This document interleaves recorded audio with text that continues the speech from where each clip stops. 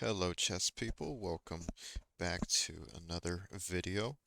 And in this video, we are going to do something a little different that I like to call an over-explain. Basically, we are going to go through a short game, a short game from a classic Greco study or game.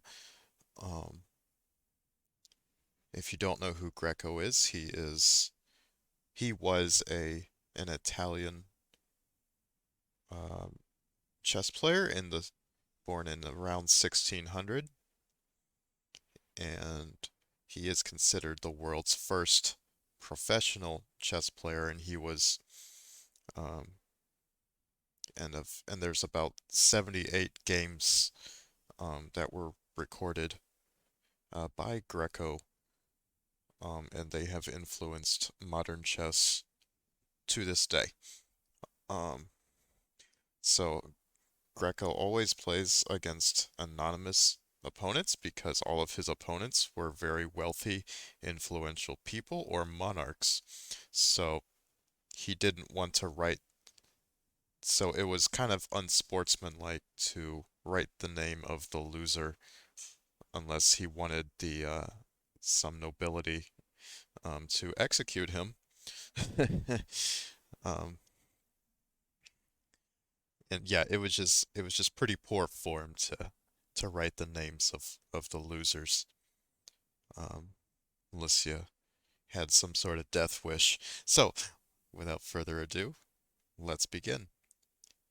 And these games are it's kind of unclear whether he wrote them down himself as tactical studies or if he actually played these games, but I like to subscribe to the theory that he did play these games against these people. So, Greco is white. His first name is Gioachino, by the way. Kind of a fun fact. It's a very Italian name. His opponent plays e5. Best. Oh, takes space. Advances two squares. Takes space. Controls the center. His opponent plays e5. Blocks the pawn. Controls these squares. Allows. Oop, and allows the pieces to uh, come out. Provides a pathway. So knight to f3. Greco attacks the pawn. He attacks the center. He develops a piece.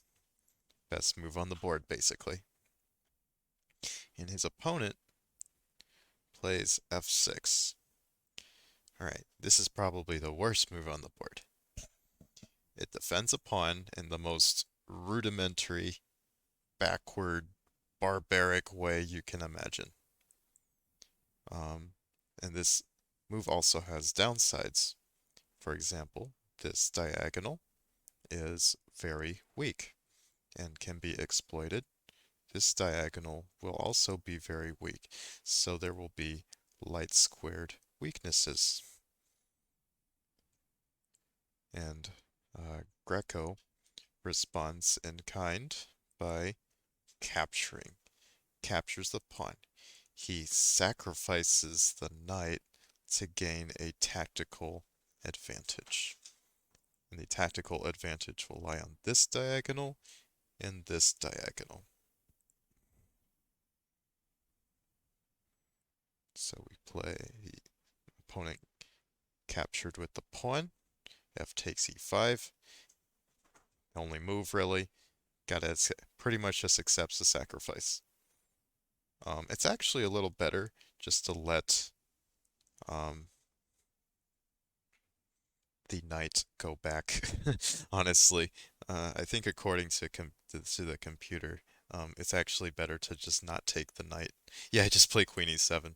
It's actually kind of funny because if you take this, Greco um, takes advantage of Black's position with the move Queen h5. Check. So Greco is taking advantage of this di of this diagonal, and we'll soon take advantage of this diagonal. This is why it's very important to know your classics. Um, if black pushes the pawn to block, the queen will capture with check, and black is losing their rook. So black didn't want to do that, and so the black played king to e7.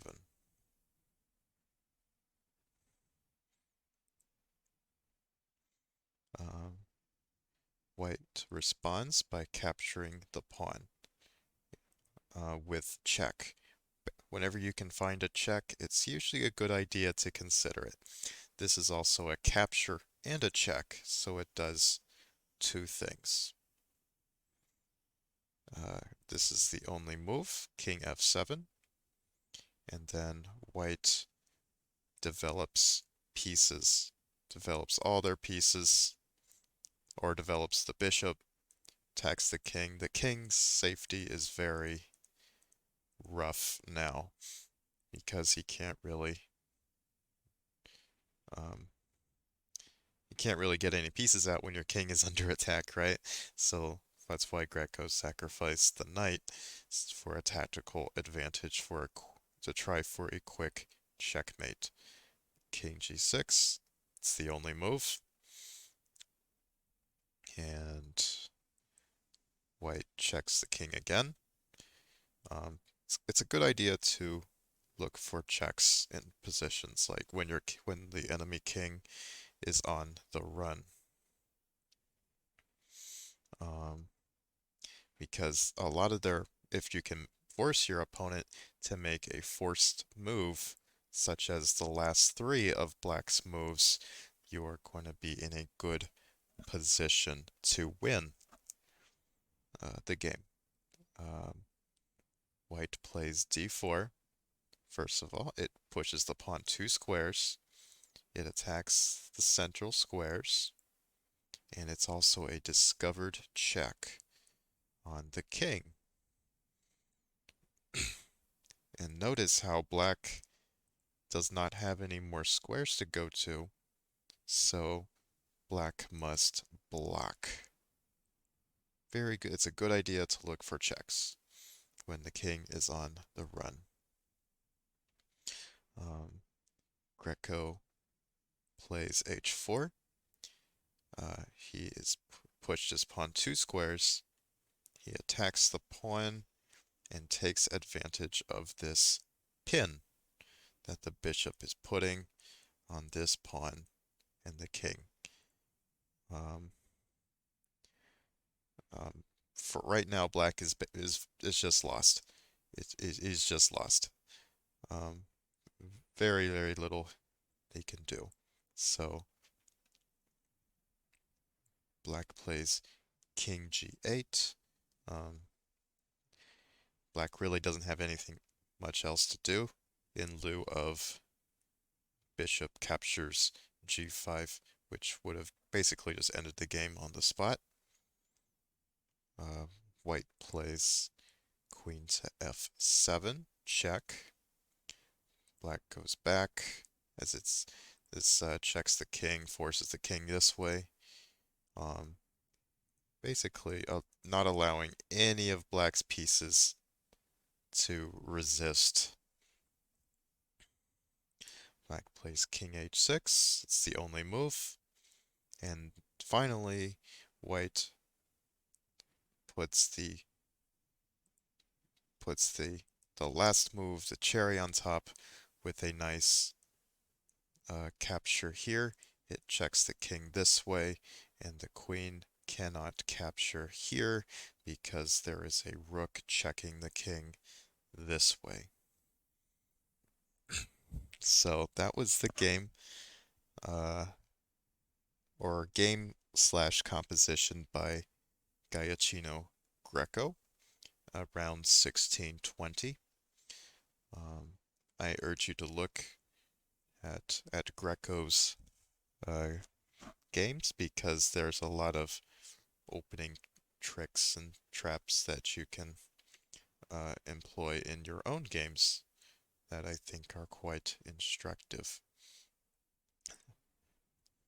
Essentially, basically like this. Of course, it is now standard that the best move here is knight to c6, and the game kind of continues, in a Roy Lopez, as was very fashionable at the time, or in a bishop c4. This was the standard position of the Romantic era. But yep, we Greco sacrificed a knight to gain a tactical advantage in the Black Army. Check, force move, another force move, another forced move. Checks again, not allowing any of this army to leave the front, leave the leave the back rank. G5 is your only move. H4 to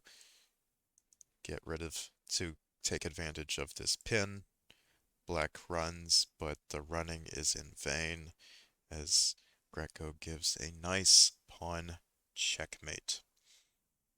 Um, this is why in chess that um, the initiative is worth more than material. If you're down material but have initiative, you have a better shot of winning the game than your opponent does for the time being, uh, as seen in this little miniature game of Greco's. So I hope you enjoyed this video, and if you enjoyed it, please go ahead and subscribe and be notified of any future content that is uploaded. I will put the Wikipedia article for Greco um, along, or the website where I found the Greco games. And that'll be it for me today. We'll see you next time. Take care.